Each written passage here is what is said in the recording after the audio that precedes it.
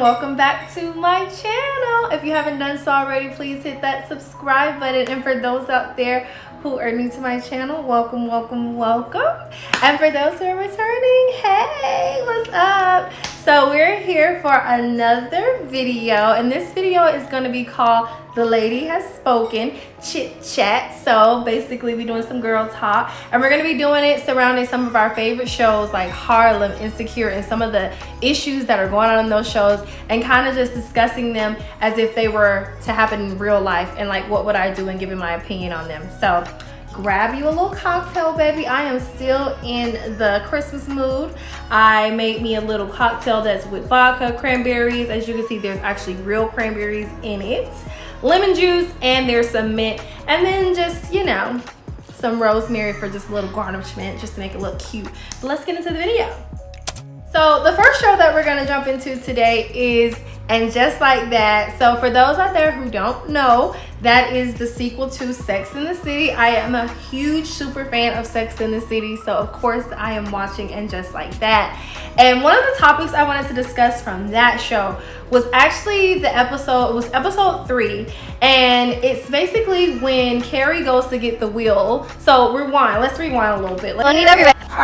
Everybody knows right now, if you've been watching the show, that Big has died. Honestly, if you've just been living on this planet, everybody knows that Big has died from Sex and the City. So that is not like anything big right now. So, but if you haven't watched it, I'm sorry I let the cat out the bag. But Big died on episode 1. So by episode 3, Carrie goes to get the wheel and see what he puts in it and everything, and she finds out that Natasha, who is Big's ex, who Big had an affair on with Carrie at the time, and now Carrie and Big are together. I know. Messy, baby, messy. But basically, fast forward to Big and Carrie being together because they were kind of like soulmates in the end, and Big dies and Carrie goes to the wheel, and she sees that Big left Natasha $1 million. So the question is, if this were you, would you be mad if your husband left their ex-wife or ex-girlfriend or whoever ex money in their will after they're like done with them? So I think my opinion on this is, honestly, first I'd be pissed. I'm not even gonna lie. I'm not gonna sit here and lie and try to like fake the funk. I would be a little annoyed, just a little, well, not even a little. I would be straight up annoyed the first time. I'm not even gonna try to be modest. I'd be straight up annoyed. But I think given the circumstances of the situation between Carrie and Big and Natasha, and with Carrie, like I said, having that affair with Big while he was married to Natasha, I think that was Big's way of saying to Natasha, hey, you know what, I'm sorry, you know, that I kind of made your life a living hell. You know, you were in your young 20s when I married you. I should have never married you in the first place. I married you and then I had an affair on you. So this is my peace offering to you. I think that's what Big was kind of coming from. And I think for myself, if this were me and I was in that shoes, I probably, me being the person that ended up having the affair with the person, I probably, and like I said, in the beginning I would have been upset, and then eventually I would have probably just like reasoned with myself to say like, well girl, you did ruin this lady's life because you was having an affair with her husband. So, you know, $1 million, like you're getting like so much more, but she's only getting $1 million. So, and you kind of ruined her life like when she was married to that man. So I probably would have just like ended up like letting it go and just been like, all right, whatever, bygones be bygones. I think if I would have been on the other end as Natasha though, I think honestly I would have just been, I honestly probably would have given it back to Carrie, like knowing that they're married and everything like that. I would have been that person. I know myself, I wouldn't have wanted to accept the money. I would have just been like, yeah, you know what, you can take it back. You know, I like, bygones be bygones. I don't have any hate for you, girl. I'm sorry for your loss, but you know what, I'm gonna let you take the $1 million back. I don't need it. We're good. I don't know, I just feel like something inside of me wouldn't have wanted to accept the money if I would have been on Natasha's side. So So the next topic we're going to be talking about is from Harlem. So I don't know if everyone has seen Harlem yet, but if you haven't, please, after this vlog, I want you to go and watch it. It's so good. It is on Amazon Prime. It literally just came out in like the beginning of December. So freaking good. I binged all of it on Christmas Day with my sister. It's top notch. Honestly, it gives you a vibe from Sex and the City and a vibe from Insecure. And I feel like it gives that Insecure vibe because obviously it's like coming from the perspective of like Black young women, like in their 30s. So, and it also just gives that Sex and the City vibe because it's talking about like dating and relationships. So I am obsessed with it. I'm loving it. Cannot wait for season 2. But the topic I wanted to discuss from this show was, would you be okay with dating outside your race if you're an African American woman who's all about woke culture? So basically, let me give you guys a little backstory about this. So basically, one of the characters on the show, she's very, very successful. She is a lesbian woman, and she's basically made this app for, you know, like LGBTQ, like lesbian women, for like Black lesbian women, you know, to like meet each other and things like that. And it's exclusively for like minorities and everything. But then she starts to fall for a white woman. And so she starts to feel like all this weirdness about like, okay, like, are people gonna be judging me because, you know, I'm supposed to be all about being woke and being Black and embracing Black, and I'm up here sporting a white girl on my arm. Like, does that feel right? Should I be doing that? Like, you know, am I going against my culture? So that's my question. Would you have an issue if you were successful African American woman, all about like woke culture, and would you be okay dating with outside of your race? And I think for me, I honestly, I don't really care. I think you can't help who you love. You really can't. Like, you cannot help who you love. And I think you shouldn't go by what society or anyone is telling you to do.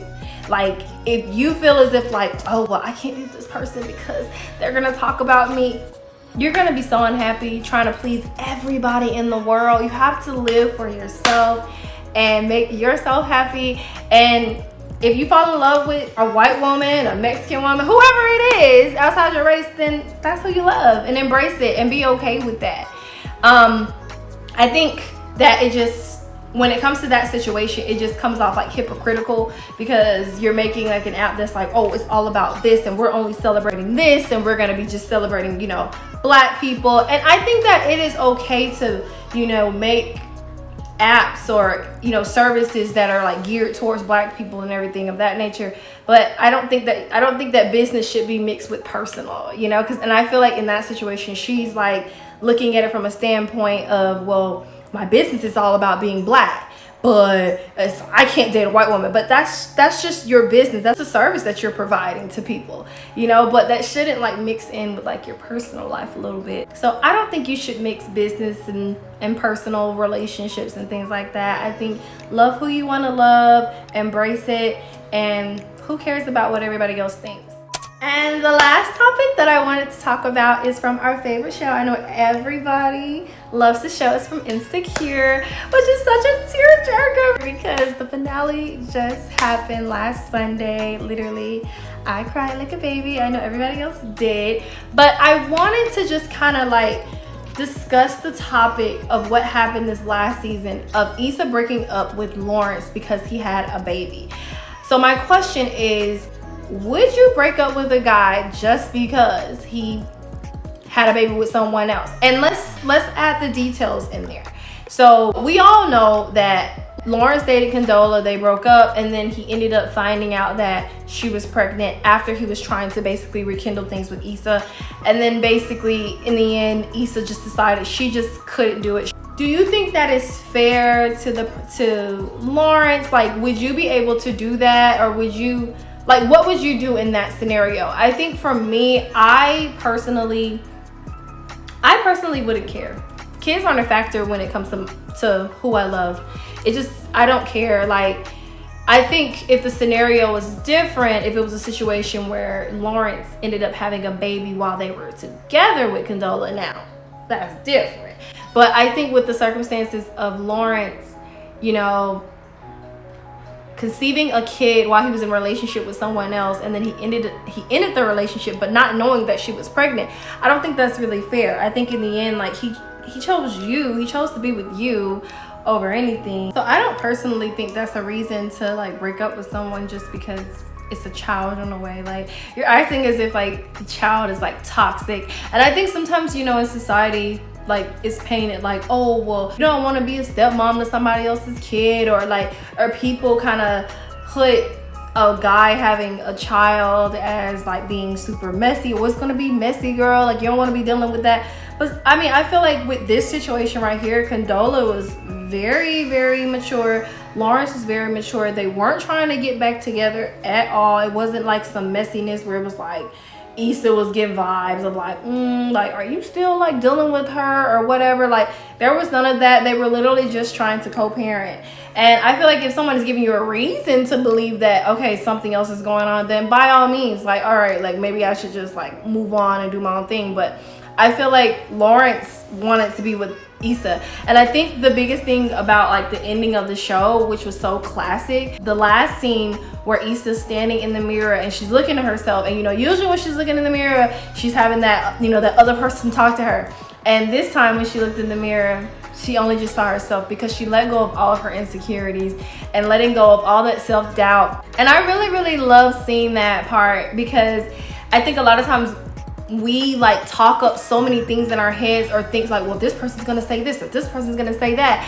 And it's like kind of going back to like what I was talking about with Harlem. Like, do what makes you happy, be with whoever makes you happy. Stop thinking about what your family's gonna think, what your friends gonna think, you know, like what your co-workers gonna think. Like, stop thinking about all of that and just think about you and what's gonna make you happy at the end of the day, because no one wants to be alone and sitting at home when you could be with someone that makes you happy and you enjoy spending time with them.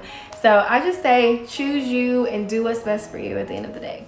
All right, guys, so this is the end of this little segment. I wanted to keep it really short and cute. I hope everyone enjoyed it, and if you haven't done so already, please hit that subscribe button, and also make sure that you like this video.